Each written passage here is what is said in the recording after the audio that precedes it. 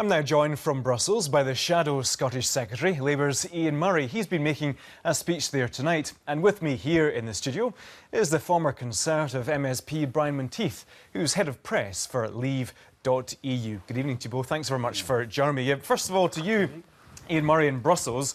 You were speaking there tonight, as I mentioned. You said opponents of the EU would deny rather than face the forces of globalisation.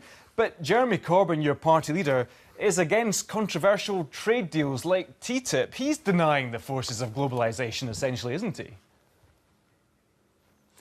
Well, I think if you look at Scottish industry and indeed British industry, it's very much in their interest and all of our interest to stay within the European Union. I was with the Scottish Whisky Association just last week and they were telling me the great benefits of being part of the European Union, not just with the 500 million people that live within it, but the bilateral trade agreements that they have with other countries around the world. It's about jobs, it's about livelihoods, it's about making sure we put forward a positive case of why all that is very important to Scotland and the rest of the United Kingdom.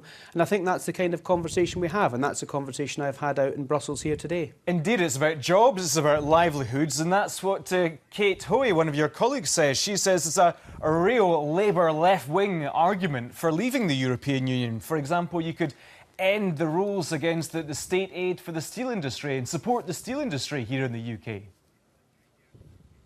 Well, the steel industry in the UK could be supported if Conservative MEPs weren't voting against the kind of rules that the EU can put in place to stop steel dumping, just as a small example. But Kate Hoey is only one of 6 or 7 of 232 Labour MPs. The rest of the Labour MPs are voting enthusiastically to stay in, will be campaigning hard to stay in.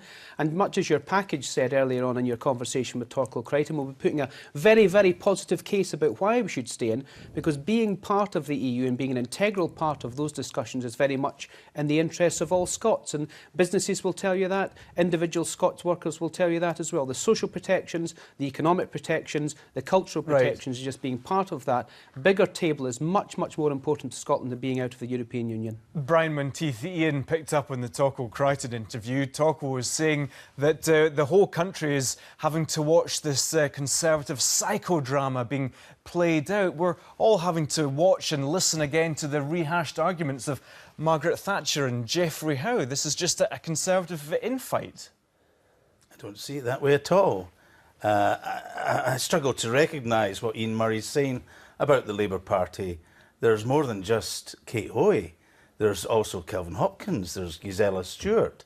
There are many other Labour MPs who actually are speaking. Graham Stringer's another one. They're speaking out against EU membership. Well, he said 6 or 7, but this is the Tory psychodrama that we're being subjected to. But it's not about the Tory party. This is a binary referendum, a yes or a no, a leave or a stay. And so across parties, you will find division. It's only natural. And that will play out. If people want to focus on personalities and partisan politics, they're actually missing the biggest opportunity in a generation. Let's focus on a key issue, security. Ian Duncan-Smith was saying yesterday that staying in the EU could contribute to maybe more Paris-style terror attacks. David Cameron put IDS firmly in his place today, didn't he? Obviously, the Prime Minister wasn't listening to the BBC's own security correspondent, Frank Gardner, who actually revealed how the security services themselves believe that the most important relationships are not with EU countries, but with Five Eyes, with the United States, with Australia, and so on. That's where the security relationship is strong. And of course, the fact that we have a terrific security service in GCHQ, that we have no doubt that people will want to share information with us because we'll be able to give them information that they need. Ian Murray, let's pick up on actually what Michael Gove was saying, a key figure in the Out campaign. He was saying that as a minister, he doesn't really feel he has control over what he can do in his own job. Kate Hoey, who's been a minister, picked up on that point as well. UK ministers do not have the freedom to manoeuvre because of the European Union. Well, I just don't accept that. There's this scaremongering story that the European Union contributes 90% of all legislation in the UK. That's completely not true. In fact, the House of Commons Library has looked at this time and time again and emphasises it's close to 10 or 11%, perhaps 12% if you take into account even the word Europe that's included in legislation. But let's look at what some of that legislation actually is. Holiday pay, maternity pay, paternity pay, social protections on posted workers, all of those kinds of issues that allow Scots and Brits to go and live in Spain or Italy or Germany. That's the kind of thing. And I would have thought that if Ian Duncan Smith and Michael Gove and Boris Johnson were on one side of the argument, then most Scots would certainly want to be on the other. So, Brian Menteith, some key issues at play here. We're looking at divisions in the Conservative cabinet. What about divisions here at Holyrood? How many Conservative MSPs are supporting you in your campaign? I'm not aware of any, and frankly, it doesn't trouble me. I think this is about people. And if I look at the polling, if I look at the surveys that I have had access to, I find that, for instance, while the Conservative voters are split more or less 50-50, I find in the SNP it's nearly a third of SNP supporters want out of the EU, and in the Labour Party it's about a quarter. So there is no doubt large blocks of people in Scotland who actually are unrepresented by the parties they vote for. That's not very clever.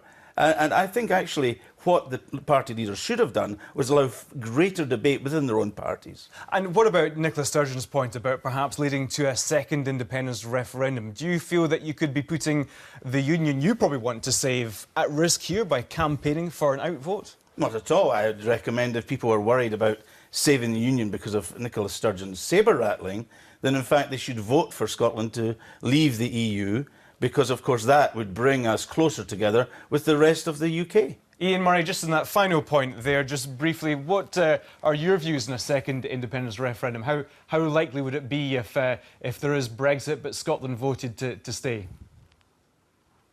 Well, I think we should stop talking about process and start talking about why we should be an integral part of the European Union. It's ironic that Brian Menteith is arguing against a political, social and economic union at the EU level, and Nicola Sturgeon's now arguing for a political, social and economic union at EU level when she wasn't last year. Let's get these arguments on the table. Let's have a positive case for the jobs, for growth, for people's livelihoods, for exports in Scotland. Whisky, Scottish salmon, oil and gas, financial services all depend on a very strong European Union. We should support that and be enthusiastic about it. We'll hear more from you two over the next 4 months. Ian Murray, Brian Menteith, thank you both very much for joining me. Thank you.